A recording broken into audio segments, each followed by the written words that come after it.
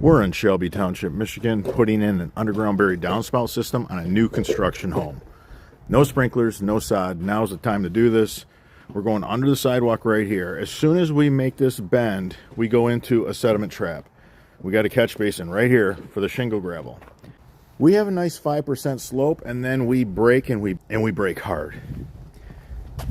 This slope goes from 5 to probably 15%. Then it comes down here and it ends up to a 1% in this backyard. This is common. We see this a lot. That's why I'm talking about it more and more.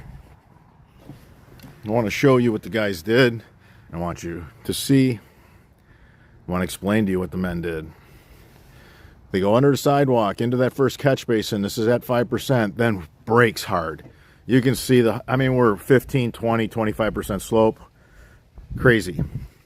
We go under here, we drop this into the main, we put a Y, not a T, so we're keeping the water flowing freely. But the line comes from 5% slope to 25% slope to, and then it mellows out and it goes into a 1% slope back here. Put a catch basin right here because that's where the water's decelerating. You're going to have the water hit this steep drop off and it's going to pick up speed. Once it gets here, it's going to decelerate and slow down. Right here is going to be where it drops any sediment. That is the perfect place for a catch basin on this main line.